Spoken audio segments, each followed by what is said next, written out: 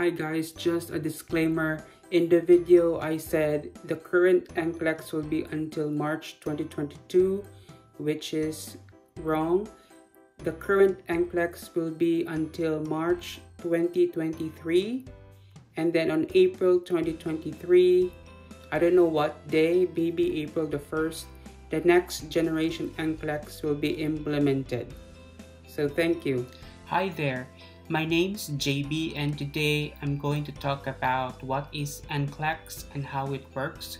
The current NCLEX is only until March 2022 because by April 2023, the NCLEX or the National Council of State Boards of Nursing will implement the new NCLEX, which is the next generation NCLEX.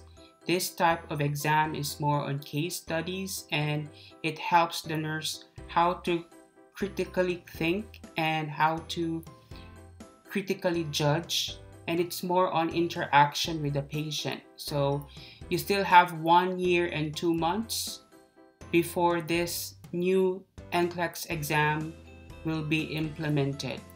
So as of today, you're still going to take the current NCLEX, which is more simpler than the next generation NCLEX, in my opinion.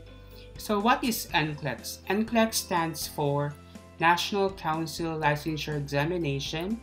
There are two types, that is for registered nurse and for practical nurse, that's for PN. Also in Canada, they started the REX PN, that is a licensure for licensed practical nurse, which started January of this year, 2022. But I'm not going to include that in my discussion today. And also, I will discuss the new generation NCLEX in my next video. So as I've said, there are two types of NCLEX exam, for registered nurse and for practical nurse. It is an official nurse licensure examination mainly in North America, developed by NCLEX, the National Council of State Boards of Nursing, in partnership with Canada's Colleges of Nursing since 2015. It comprises of all 50 US states and its territories since 1994. The NCLEX started in the US in 1994, in Canada 2015, including all Canadian provinces and territories since 2015 and Australia since 2020. The main goal of this test is to ensure and guard public safety. The NCLEX examination assesses the knowledge, skills, and abilities that are essential for the entry-level nurse to use in order to meet the needs of clients requiring promotion, maintenance, and restoration of health.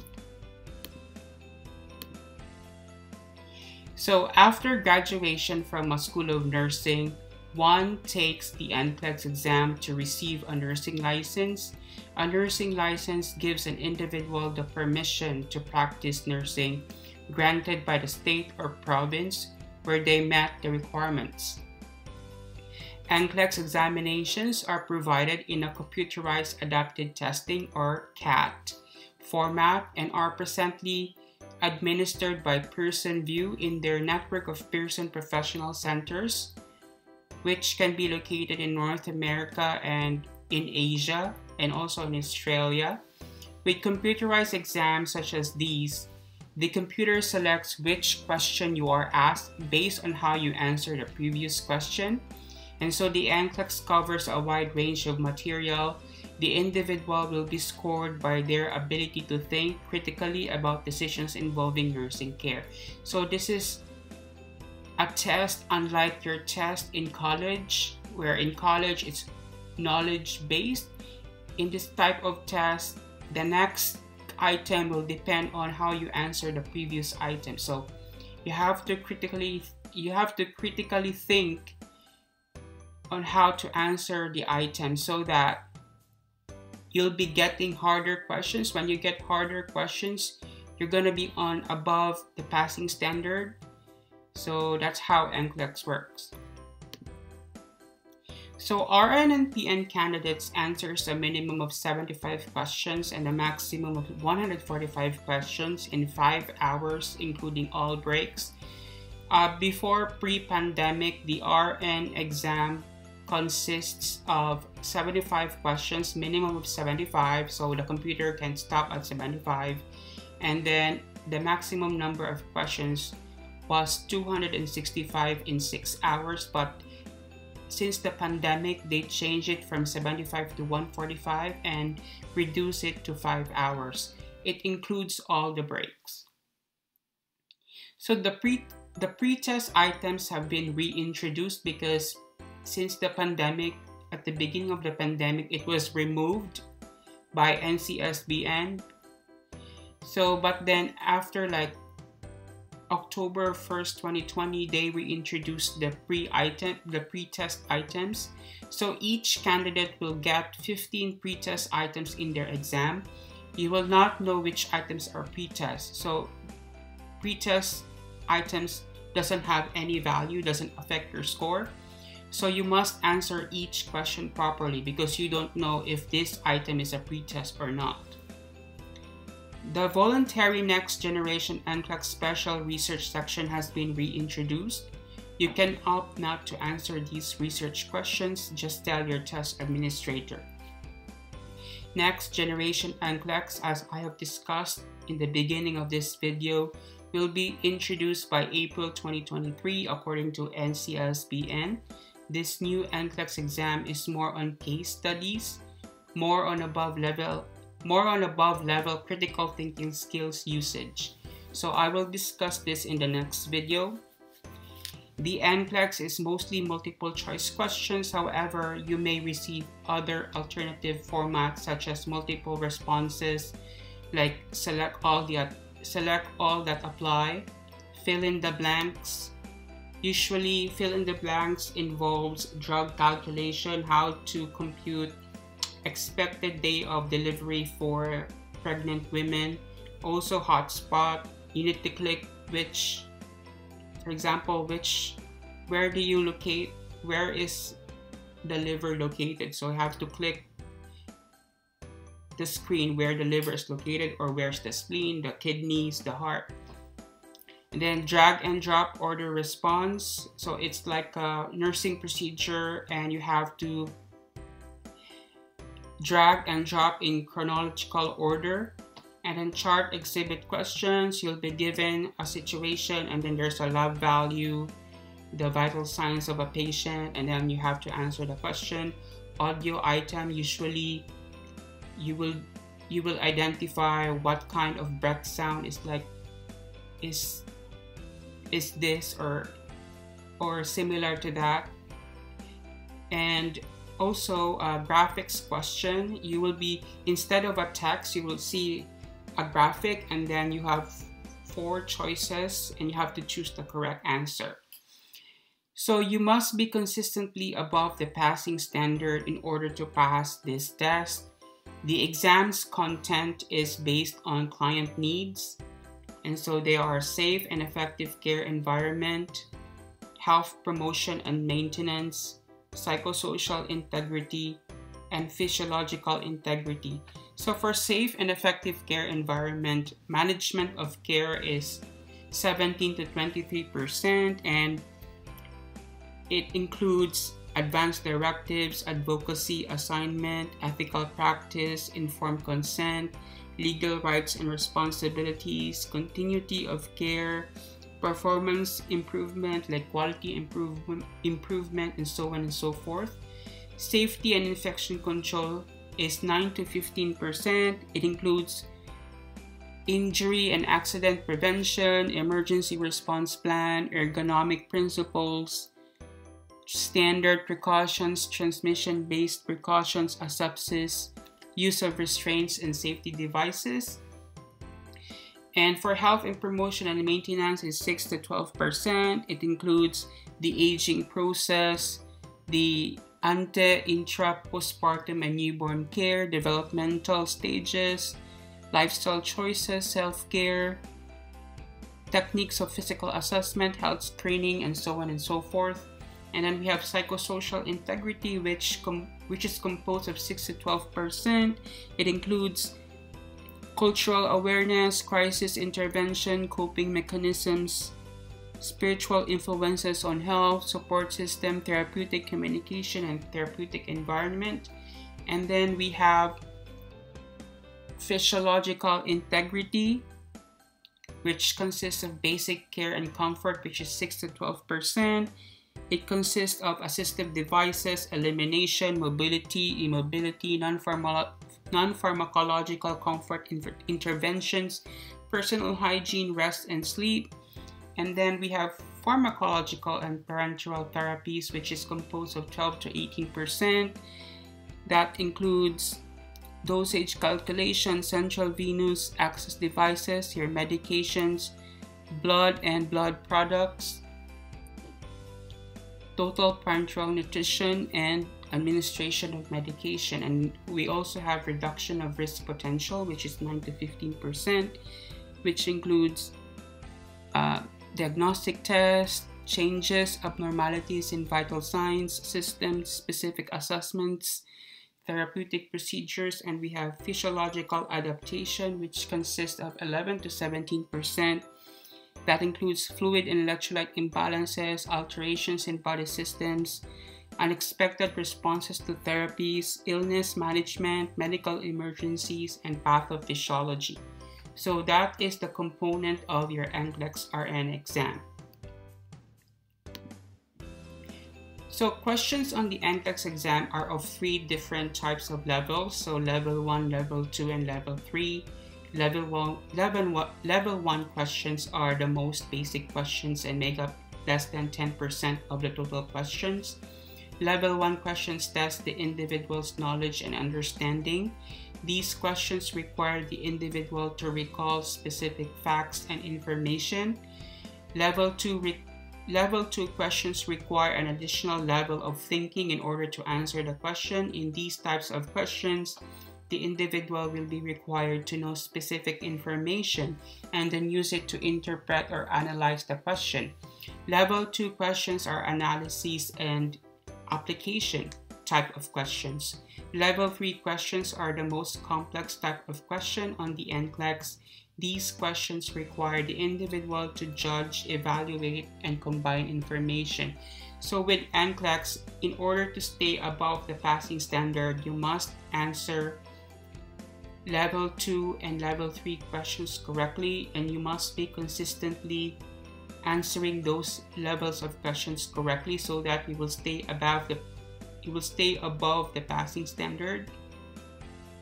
Or else if you consistently get wrong answers, you will go down to below the passing standard, and you may fail the test if you're below the passing standard. So computerized adaptive testing merges, or the CAT, merges computer technology with modern measurement theory to increase the efficiency of the exam process. So this type of testing is different from what you have in college. So why is CAT used in NCLEX? There are reasons why the NCSBN uses CAT in this type of examination. Number 1, it reduces the number of easy items that high ability candidates receive. Easy items tell little about a high-performing candidate's ability. It also reduces the number of difficult items low-ability candidates receive. Candidates tend to guess on items that are too difficult, which can skew the results. It also reduces item exposure and subsequent security risks. It improves precision of measurement of the NCLEX candidate's ability related to nursing, and provides a valid and reliable measurement of your nursing competence. So how does computerized adaptive testing work?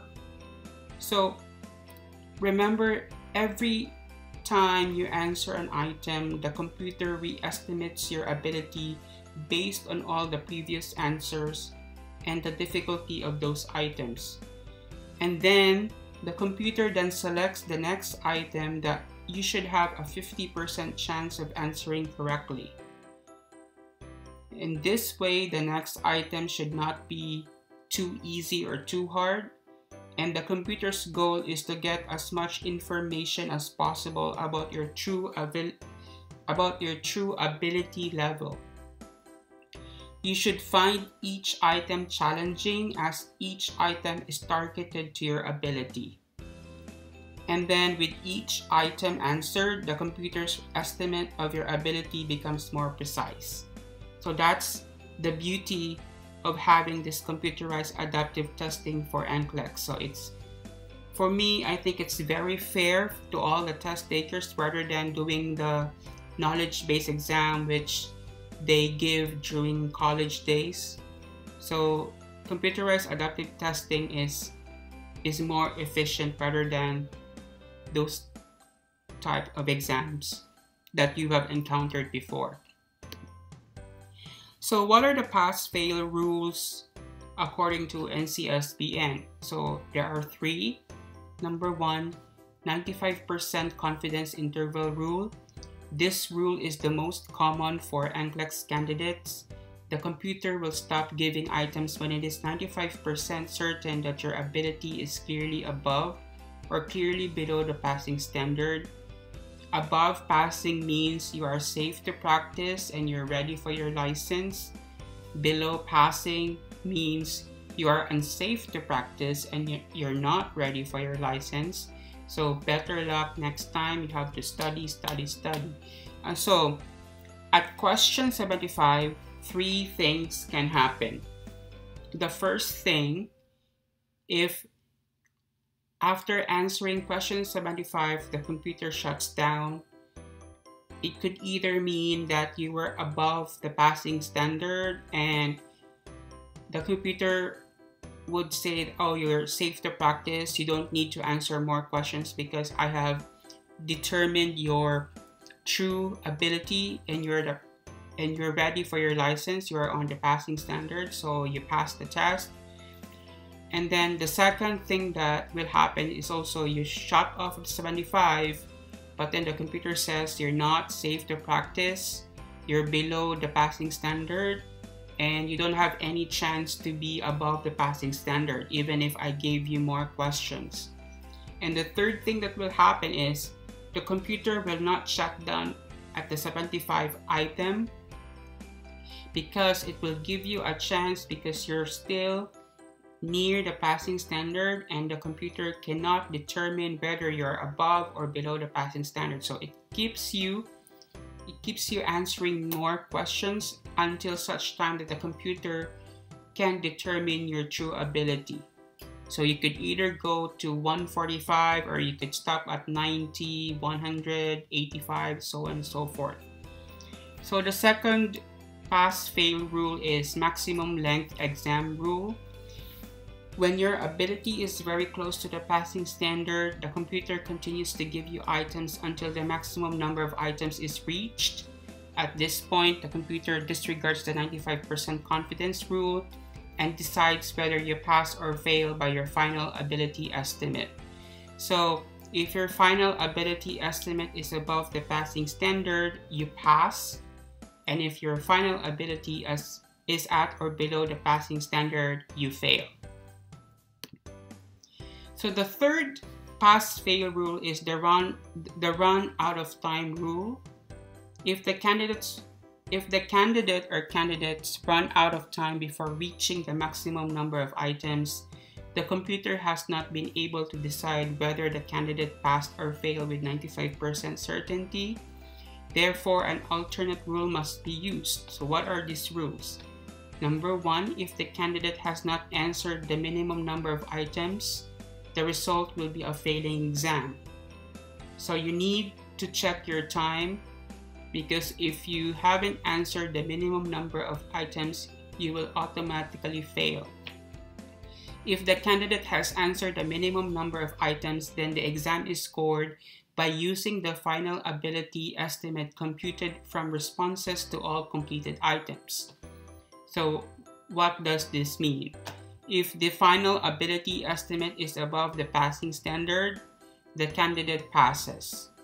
If the final ability estimate is at or below the passing standard, the candidate fails. So those are the pass and fail rules for the NCLEX RN and PN. So guys, I have one sample question for NCLEX. Let's answer this question and I hope you get the right answer.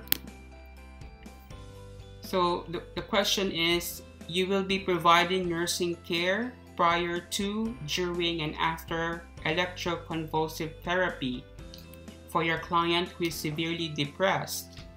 Which of the following is an appropriate nursing intervention for this client?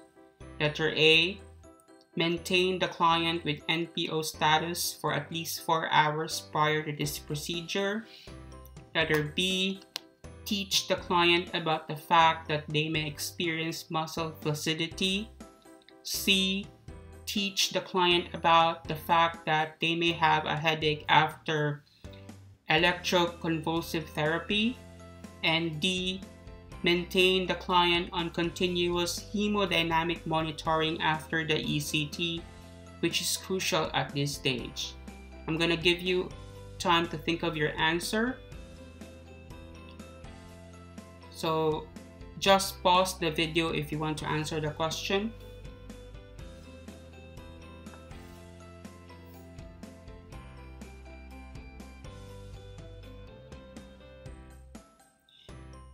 Okay guys, the correct answer would be letter C. Teach the client about the fact that they may have a headache after the ECT. So what is ECT? Electroconvulsive therapy is a procedure done under general anesthesia in which small electric currents are passed through the brain, intentionally triggering a brief seizure. This is for patients that are severely depressed, and you would teach the client about the fact that they may have a headache after the ECT. That's a normal side effect. So the correct answer is C. Other components of the teaching about the aftermath of the procedure that the client should know about include the fact that the client may have muscle soreness and not flaccidity, confusion, amnesia, and hypertension. The client should be maintained as NPO for at least 6 hours and not 4 hours. And ECT seems to cause changes in the brain chemistry that can quickly reverse symptoms of certain mental health conditions. And letter D, maintain the client on continuous hemodynamic monitoring. No, you don't need to continuously check for hemodynamic monitoring. After the ECT, the client's vital signs should be monitored, not hemodynamic monitoring. So guys, I think that's it. I hope I was very helpful to you. Please watch my next video about the next generation NCLEX. Please don't forget to like, comment, and subscribe. I hope you have a great day. Good luck on your test, and see you in the next video. Bye.